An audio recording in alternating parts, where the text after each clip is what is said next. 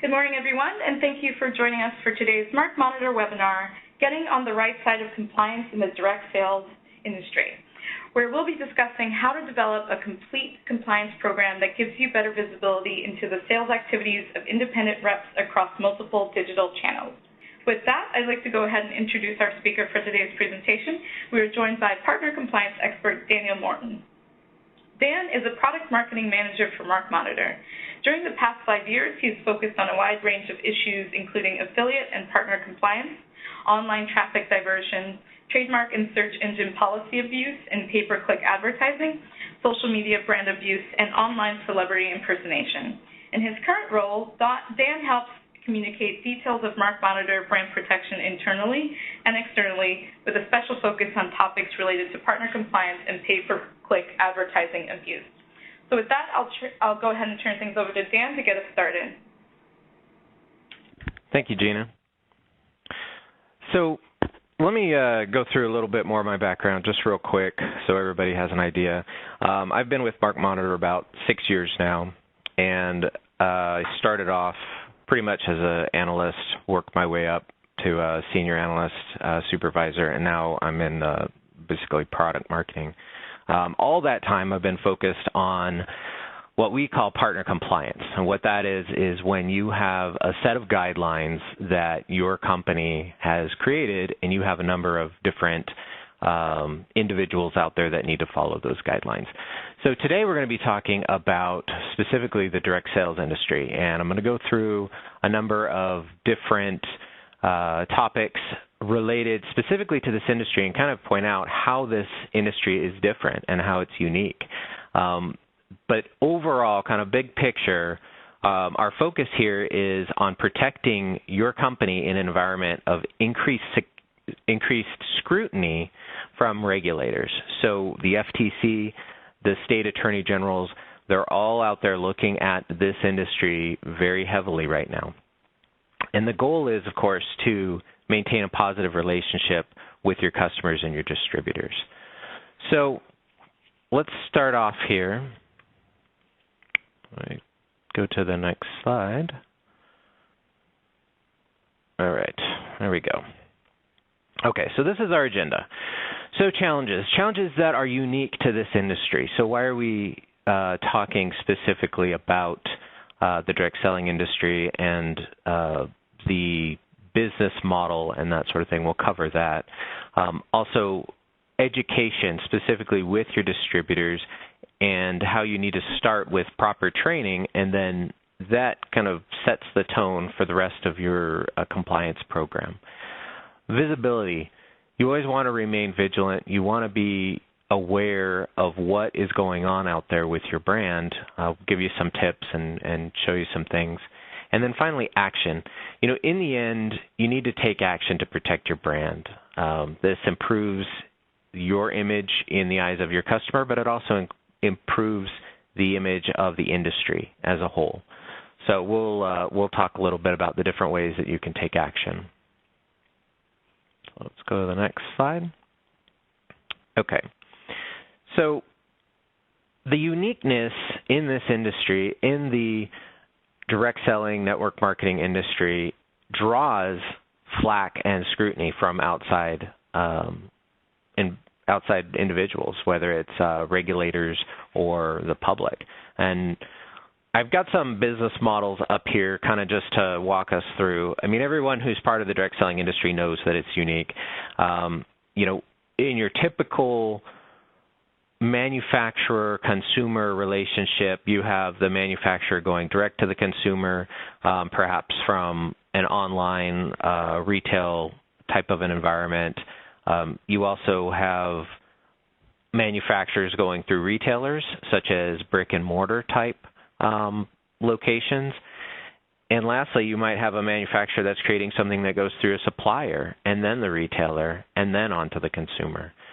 In the direct selling industry, you are the brand, you create the product, and you're going through your reps, your distributors, who are out there talking to consumers directly. They don't have a brick-and-mortar location. They're not generally putting up ads on television or putting up billboards, that sort of thing. So it's definitely a unique business model, and there's challenges that come from that business model that primarily stem from how your reps and distributors are out there representing your brand to the world. While these other business models can maintain very tight control over their marketing and their messaging, in the direct selling industry, it's a little bit tougher. Your reps are your sales team, your marketing team, and your brand evangelists all rolled into one. You have folks that are out there talking to people that have never heard of your product and services before. I mean, that's what they're out there to do. They may have little or no sales experience. That's one of the advantages to these folks that are getting into this business. They can become independent business owners. They can start up with your already established company, get training, and get out there and start making a decent income. So that is all very unique to this industry. But again, it's through that kind of that person-to-person contact and through that inexperience that can kind of get you into a little bit of trouble if the reps and distributors are saying things that maybe you don't want them to say, or if they're confusing customers or making claims they shouldn't be. And there's a lot of direct selling reps out there. People don't really realize that these are numbers taken from the World Federation of Direct Selling, and you've got close to 100 million direct sellers globally, generating $182 billion in global sales. And then last year we saw about an 8.3% growth. This is a very big and growing industry, and those folks are out there, and they're part of this, part of your brand, and they're talking to people. They're very enthusiastic, and enthusiasm is a great thing. It can literally build empires. We have here some of these famous brands. Each one of these is a household name, thanks to the distributors, beauty consultants, independent business owners that are out there that helped build them into household names. So enthusiasm is a great thing, but it can also lead to issues. So I was recently at the Direct Selling Association conference in Phoenix. It was last week, and one of the big topics, and it's always a big topic, of course, is income and lifestyle claims. So I put up some examples here because these really should make you cringe. When you have reps out there talking about how much money they made their first month, they made $10,000, or they just bought a new car cash, you need to worry. I mean, these are things that the FTC is watching closely, and one of the topics that came up during the conference was the fact that a picture is worth 1,000 words.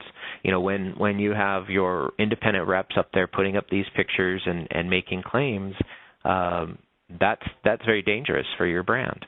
And a lot of the discussion at the conference was about the recent VEMA events that affected that company, and how the FTC is looking at these types of claims and looking specifically at how the distributors are generating their income. Is it all within the network itself, or is it from outside, outside sales as they define it, right? So when you look at these pictures and statements, imagine how this makes your brand look in the eyes of the regulators, specifically. So just some caution ahead. So we talked about the fact that you have these thousands, hundreds of thousands, could be millions of reps out there. They're enthusiastic. They're talking to people about your brand. And when you combine that enthusiasm with inexperience and fast growth if you're part of a fairly new network marketing company, you could see tremendous growth, thousands of percent per year. That puts a strain on your resources to keep up with these issues. And it creates this incredible logistic headache for companies in that position, whether you're talking about hiring or manufacturing, order fulfillment, marketing, of course, compliance. And then if you compound that with inadequate education, inadequate training, a lot of companies that are in the industry perhaps put more focus on the sales training, on the sales aspect, on getting customers, and not as much on the what they should be saying, what the compliance repercussions of their actions can be. And then you couple that with an incomplete visibility, where maybe you're going out to Google and you're doing a few searches for your brand, or you're going out to Facebook and you're doing a few searches for your brand. That creates kind of this almost a snowball effect that could have severe repercussions. And if you can look at the list of you've got your liability and regulatory exposure, kind of like with VEMA. There's a possibility of your brand erosion if somebody can't find the true brand message that you're trying to get out there, and it's clogged with a whole bunch of different competing messages or lifestyle claims that are not correct. Your brand can see some erosion there. Lost sales, for example, if customers are think it's not a true brand or not a true company. Increased costs in the form of your marketing. For example, if you have a lot of your distributors that are out there doing paid search marketing and they're driving up your keywords, that's an example.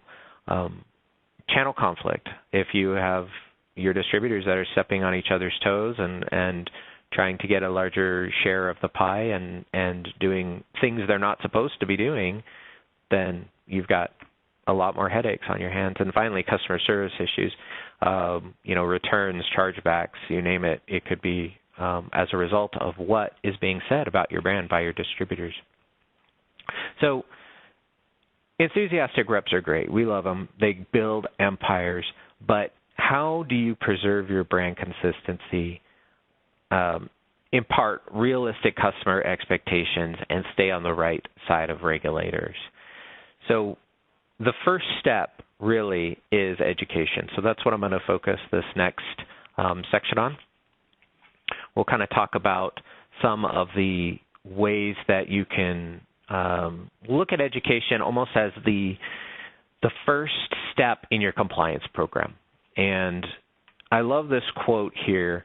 A while back, I did a Q&A with MLM attorney Kevin Thompson. It was in February, and I really like this quote. Companies should never expect their salespeople to immediately know what to do. They need to be taught. Solid education creates an expectation in the field and leads to a more professional sales culture. So when you're properly educating your reps and your distributors, you have less problems downline. You have less income claims that are over the top. You have less overall of a compliance headache, which is why we're starting with the education piece here. So compliance training, right? Even the words sound yawn-worthy. I mean, you don't want to have to sit through a boring PowerPoint that is just, bullet after bullet of what you should do and what you shouldn't do. So one of the first things that you should think about is trying to make your compliance trainings as fun and accessible as possible. And not even calling them compliance trainings, really. It's more marketing training. It's more how do your customers talk to their prospects and their customers. So some of the I guess venues that you can put your compliance topics in would include some of these here, right? Company policy agreement, that's an obvious one.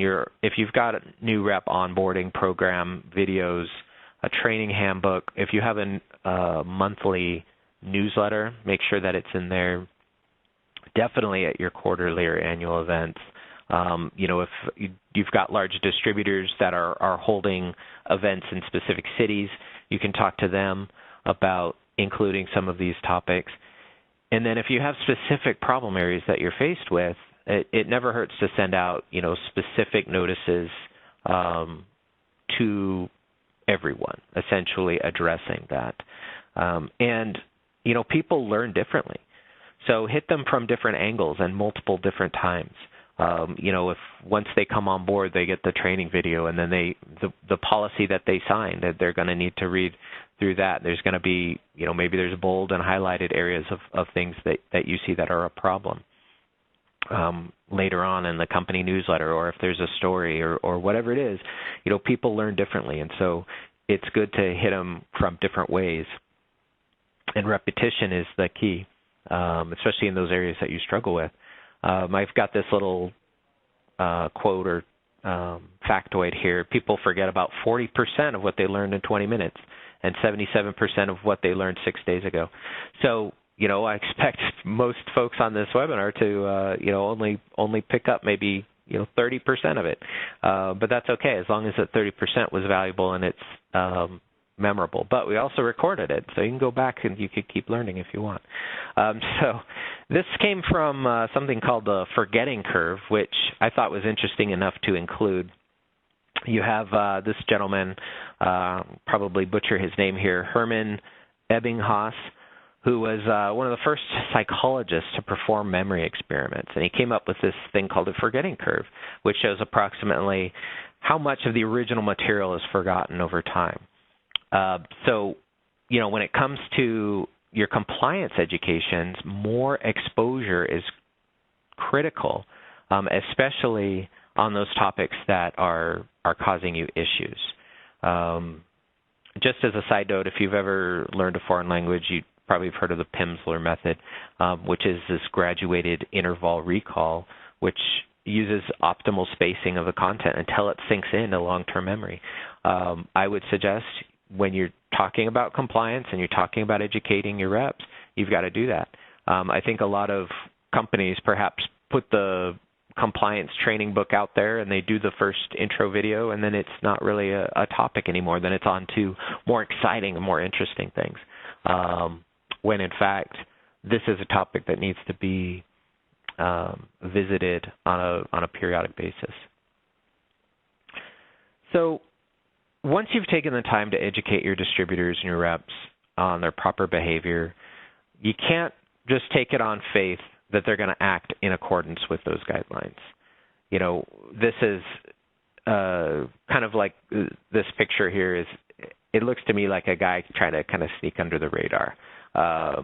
You know, so even after you've educated your reps, you're still going to have folks that are trying to get by with things they're not supposed to do. And so as a company and as a company that's trying to protect its brand and the image in the industry, you need some visibility. So that's the topic of the next section here. I have this little, it's almost like a little tongue-in-cheek, but visibility, without it, you're blind. And it's really true, is that if you aren't looking at the various corners of the internet where your reps are talking, then you can't detect them, you can't do anything about it. It's sort of like you're blind to their actions, and so you can't take further action. We'll talk about that. So I like this little picture. So back before the internet, life was simpler, right? A lot of the companies that I showed earlier that literally are the largest in the industry, they started back in the 50s and 60s and 70s before the internet. In the old days, it was really easy to keep up with your reps in a way because they were talking to customers in person, and you know, you could be fairly certain that they weren't taking out radio ads and television ads and billboards and you know, huge things to promote their sales and your brand. They were just talking to folks at parties and different things, and that's how, you know, the industry really started, was party plans and talking to individuals. In fact, myself as a young boy, I remember my mom sold Avon. She would actually go door to door and talk to the neighbors, and I would go with her, and we had a little cart that we went with the orders when we went to go fill them. So I know she wasn't on the internet because there was no internet back then. But, times have changed, and now your reps are on the internet. And through technology, a single rep can literally reach millions of people with their message. And that would have cost hundreds of thousands or even millions of dollars to do 30, 40 years ago, but they can now do it on any number of social media sites. I put this up here because it shows just how much reach these social media sites have now. And obviously, a single rep would not have a billion, followers or fans or whatever, but it just shows that with today's technology, the reach is incredible. And you have folks out there that are talking about your brand, and the message that they're putting out there needs to be within your guidelines. It needs to be under the, under compliance. It needs to not have some crazy images of, yachts and people on in mansions with fancy cars around. So with today's social media, reps are out there talking. Here's just a handful of social media that, to me, to be honest, before I put this slide together, this looks like alphabet soup. I hadn't heard of most of these companies, and most likely you haven't either.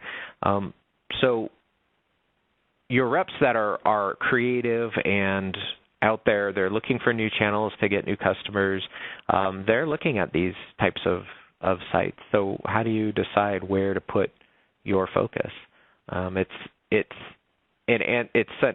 It's a question that I don't have an answer for today, but just as far as a compliance topic, you need to look at your entire program as far as where you're looking for reps. And if you look at your reps almost like these balloons, right? Just as your distributors are using technology to reach millions, you can also use technology to help monitor them and help be part of the discussion and hear what they're saying, and making sure that they're not registering, for example, social media sites with your brand name in it, and not using the wrong logos or putting up income claims. So if you imagine each one of these balloons as a distributor that's acting independently, I kind of liked it because they're all different colors. But you multiply it by 100, 1,000, or a million, you've got an idea of the challenges out there. So information is powerful, and with it you can catch your distributors that are operating outside of the bounds of your agreement. But technology isn't the only solution. I mean, it is part of the puzzle. But we're part of a technology company, and so we tend to focus a lot on that. But there are other ways for you to monitor what's being said by your reps. So, some of those things could be almost low tech, right? So enabling the field to help you. Create a hotline and a separate email address where distributors that are seeing, for example, if they're seeing other reps that are not engaged in proper behavior, they can let you know. In talking to a handful of companies at the conference last week, they have this type of thing, and when a rep, and I'll kind of talk about this later, but when a distributor has had action taken on them, they become a very good sheriff for you. They become your eyes and ears. And so if you have a way that they can report that, then that gives you a leg up, right? The other thing is to monitor individual distributors, especially your largest distributors, and I had heard about this at the conference this last weekend, but it was kind of a novel concept for me personally because we're so focused on technology, but for you to have secret shoppers, for you to actually go with, a member of your compliance team, or if you have other folks, but to go visit some of the local distributor meetings, if they have their annual events, their quarterly events. And the reason why is because the FTC and the Attorney Generals, they're going to these meetings. And so if you don't know what's being said, if they're operating outside of your compliance guidelines, you need to be the first one to know. Don't let the government regulators kind of find out before you do. So it's just another aspect of monitoring what's being said about your brand and controlling the message that's going to the other distributors and to your customers. And again, part of that is kind of auditing that material that they're handing out, because it's not online. It's something that perhaps is being handed to somebody physically. It would be good if you could do that secret shopper and kind of go through that process with you obviously can't do it with everyone, but with some of your largest distributors, just to make sure that they're in line. So kind of in the last home stretch here, talking about action and why you need to protect not only your brand, but also the industry as a whole. If you had read the Q&A that I did with Kevin Thompson, one of the things we talked about was the fact that the actions of the individual companies are what make up the industry reputation as a whole. And so when you're talking about individual reps or individual distributors, it's a little bit like herding cats, right, in the compliance world. So you need a plan of action. You need to have tools. You need to help those ones that stray, that try to fly under the radar, whatever you want to call it. You start off with your repeated education, repeated trainings, emphasis on things that are causing you issue. And eventually, though, you do need to take some action. And what I've got here is an escalation strategy. This will probably look different for your company, but this is just an example. So you have to have a strategy in place to take action, but you also have to give your distributors the benefit of the doubt, right? Because these are your family. They're your sales force, your enthusiastic reps out there talking to people, and so don't just automatically assume right off the bat that if they're not within guidelines, they're doing it on purpose. And so to have this escalation strategy in place, I think makes a lot of sense, this increasing escalation path, starting with a simple notification and communication about the guidelines that they're violating, including the specific guideline from your handbook that they probably signed, as well as examples, screenshots help of that type of abuse, whatever it is that they're doing. This will probably take care of a good 70% of your violations out there, because a lot of folks just don't realize that they're violating your policy until you point it out to them. So the next part of the escalation path is the personal follow-up phone call. It's always good to reach out, specifically talk to somebody, find out what their personal situation is, find out why they're putting up the social media site that they are, or the messages that they are, the paid ads that they are, whatever it is that they're doing. Again, that kind of goes back to the whole benefit of the doubt, and you're trying to find out. You're approaching it with an inquisitive mind and saying, look, we've reached out to you with these policy examples. Maybe you didn't get a response back, so then the next step up is to talk to them. Alternatively, you can talk to whoever they're working under. If they're part of a network and there's their distributor relationship, then they need to they can keep some of those folks in line. or at least talk to them kind of about what they're doing. But that's obviously an internal decision that you need to make. But there's really no excuse for repeated offenses, right?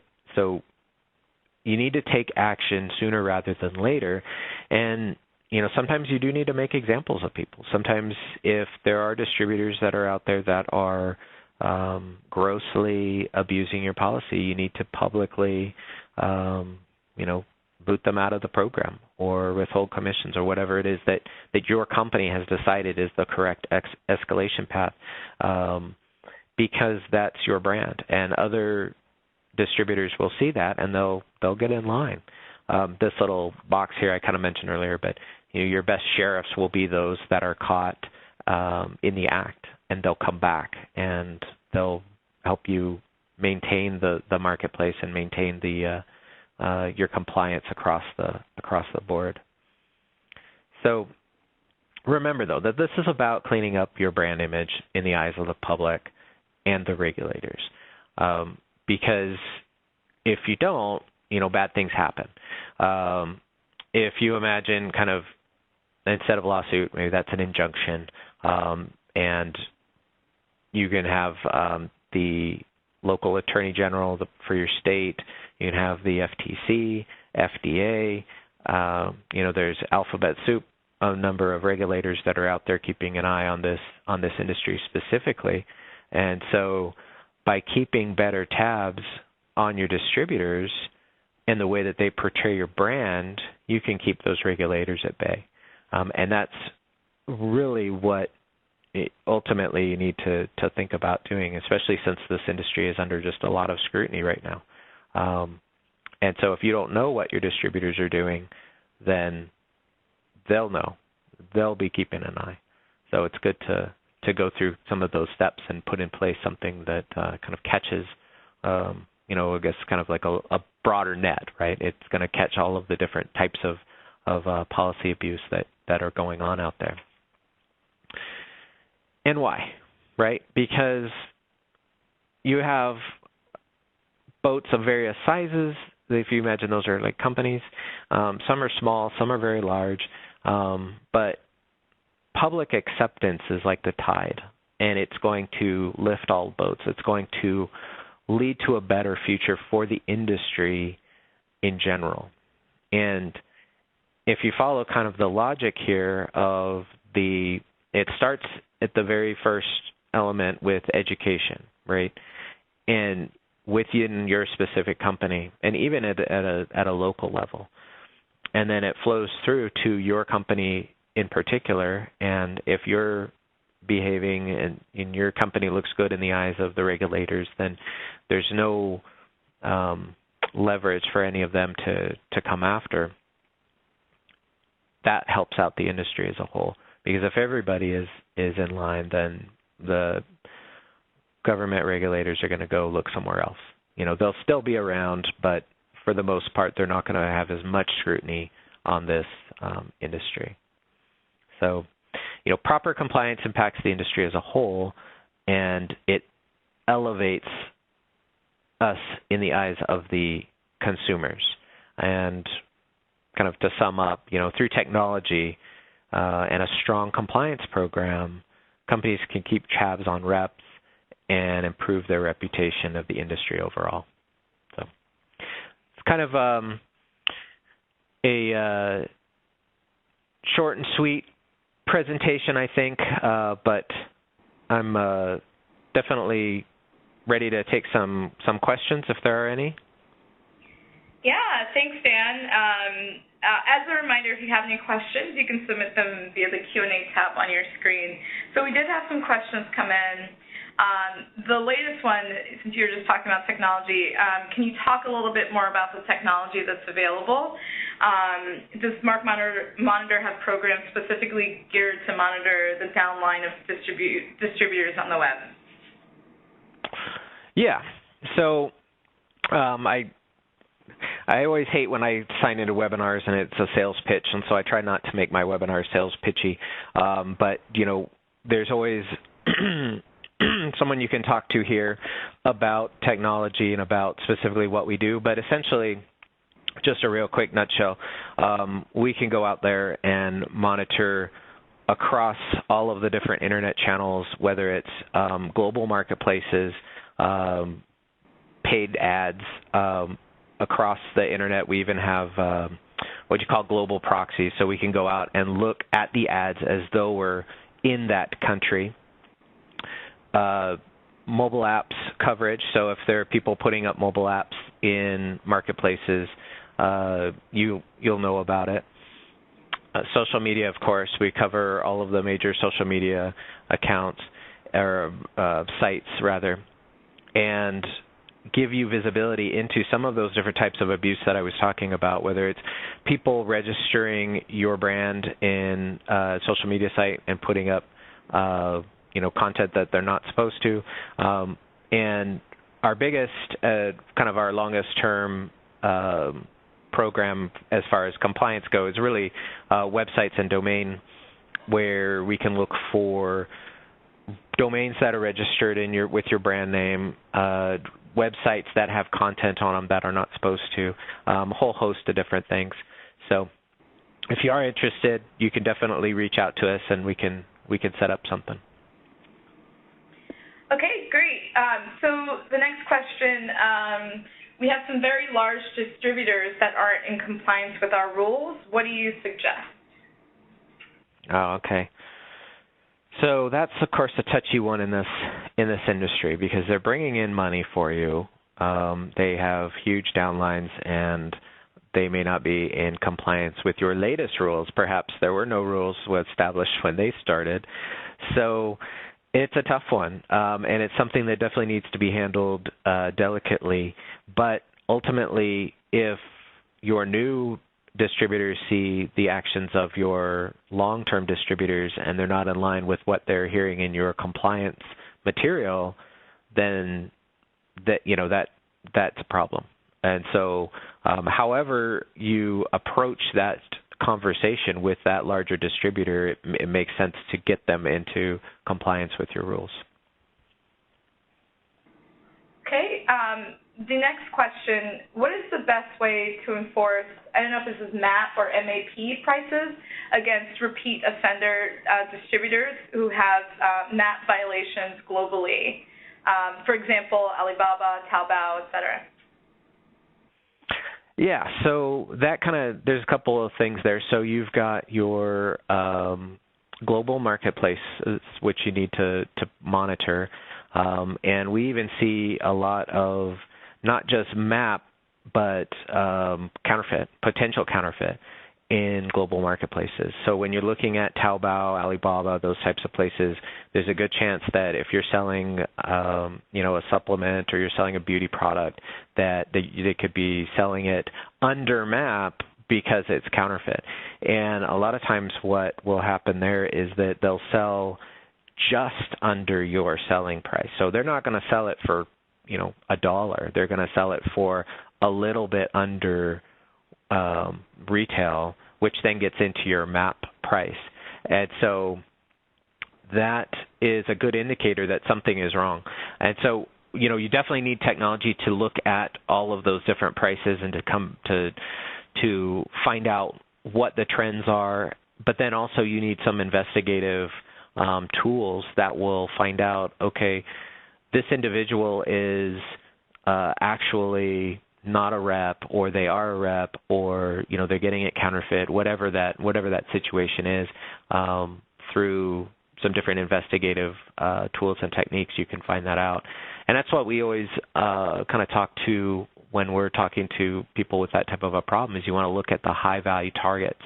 You want to go after those that are selling in bulk, across the different marketplaces, across websites, and that sort of thing. All right, Dan, there's a follow-up to that. What if the distributor has a pop-up box on their website that says 10% off of the standard MAP price? Any recommendations?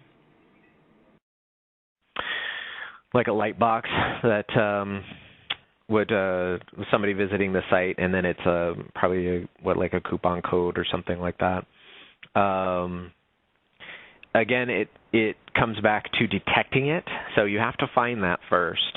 and then you have to track it back to which distributor that belongs to, because it might go through a few different jumps, and then take action on who that distributor is. And, also bridging the gap from the virtual to the physical world, it's not a bad idea sometimes to just go through and make that purchase. You can then find out who's selling that and, take action that way. So there's a number of different techniques, and, there's both online and offline techniques that you can use, but for the most part, I would say, you look at technology and then you look at offline and you kind of combine them into like a high-value target approach to going after your biggest problems first, and then you start cleaning up the space like that. Great, thanks, Dan. The next question, explain more about Secret Shopper. Okay. So, like I had mentioned, I had actually not heard of this before, but it makes perfect sense, and that is that, with these large distributor meetings, there's people that are talking, and that there's kind of the local culture, if you will, and the attorney generals for the different states are going to be sending people to these distributor meetings if you're under scrutiny by those organizations or, by the FTC. And so you want to send your folks to those. And so if you have, for example, through other means, you kind of have a suspicion that a certain distributor is acting outside of your policy, you want to send your folks to those meetings and just act as though you're interested in signing up, and kind of find out what they're telling you. Are they using those income claims like we saw on that one slide, or are they legitimately talking about the real income possibilities? And then you can, again, you want to get proof, and you want to get, something that you can then talk to that distributor about. And this whole conversation kind of goes full circle back to, if it's a very large distributor, it's a delicate matter. But if you do have proof and you do approach it in a diplomatic way, then it all helps to clean up the space. Great. There's a follow-up to that. Should we take action as a secret shopper there and then, or bring it back to the office and take action? No, I think that you don't. I always think of it like an investigative approach. So you want to gather data, and then you want to take action once you're back, kind of cooler heads, and create a plan of action. And then, if it's one of those larger distributors, you want to do it delicately. So any confrontation there and then might blow up. So just from, obviously everybody has their own different policies, but I would suggest you take it back and you create a plan of action. Okay, thank you. Another question, do you ever find any distributors improperly selling in deep web or dark web with payment in Bitcoin? That's a good question. So I can answer the deep web portion of that, which, for those that don't really know about deep web, what that is sites that are not indexed. So if you think about Google going out there and they're crawling the web, I can create a website very easily and put do not follow, and I can put whatever content I want. And in fact, a lot of people will create a site where the front page is essentially nothing, or it's totally benign, but then behind that front door, they've got a bunch of stuff that is involved, essentially in this case would be selling outside of your policies or whatever. It could be counterfeit even. So for deep web, it's not indexed by the search engines, but they have to drive traffic somehow, right? So they have to put up links on social media. They have to put up ads on Google or Bing, paid ads. They have to drive that traffic somehow. So that's where we can help from a technology standpoint, is we can pull in those road signs, if you will. We'll also detect the domain registration, but if there's nothing on it, we'll we don't have any special tools of getting beyond that first page if there's no way to crawl that. But those road signs are what comes in handy. That's for deep web. Dark web is a totally different beast, and I'm actually not, I would say I'm not educated enough on deep web myself because I focus more on kind of more of the compliance issues.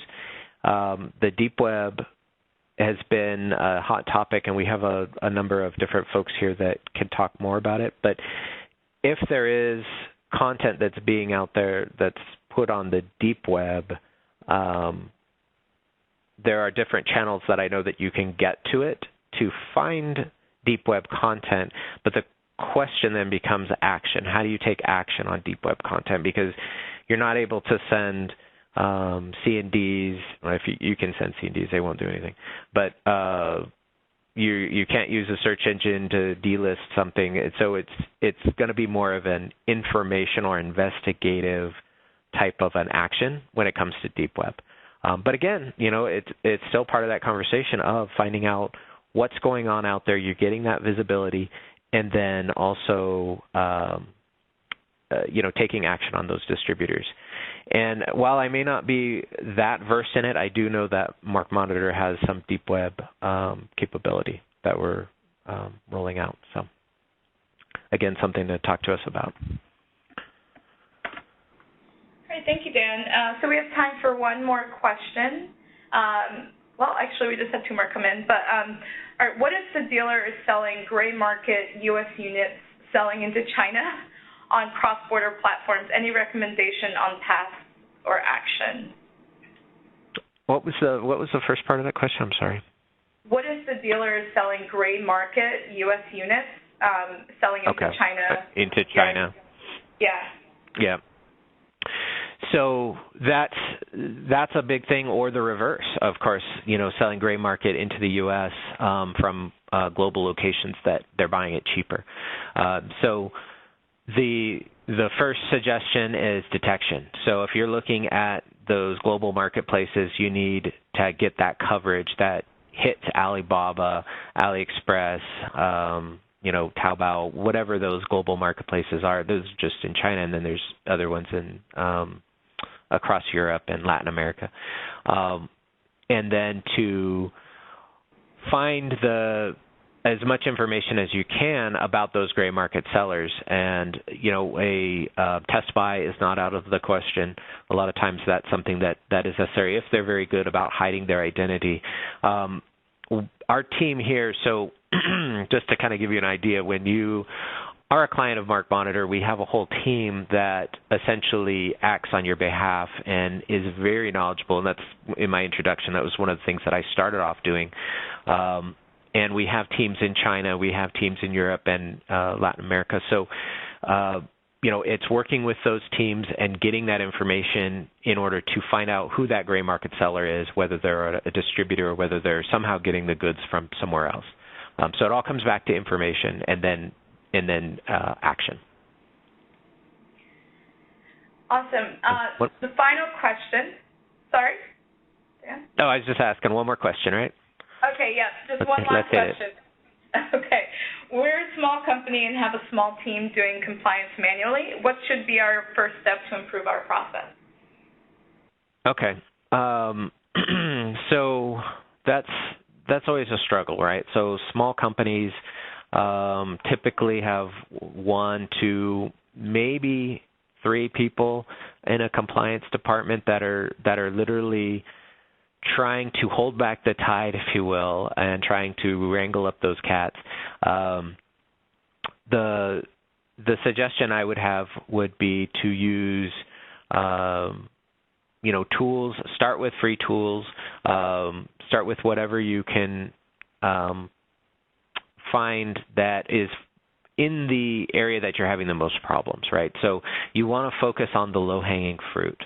And this is one of the terms that we use around here, is that there's really the two sides of the spectrum, right? So you want to look at your biggest distributors. You want to look at your easy wins.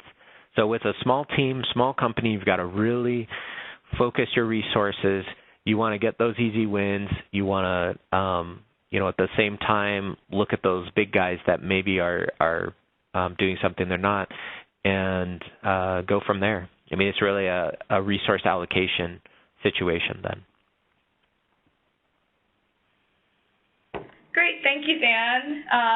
That was a really great presentation. We appreciate you sharing those best practices with our audience. I'd also like to thank everyone tuning in for your participation. Those are some great questions that drew out more information for all participants. As a reminder, we'll be sending out a follow-up email with a link to the webinar's presentation slides and a recording within the next couple of days, so you can be on the lookout for that email. That concludes our webinar for today. Thanks again for tuning in, and have a great day, everyone.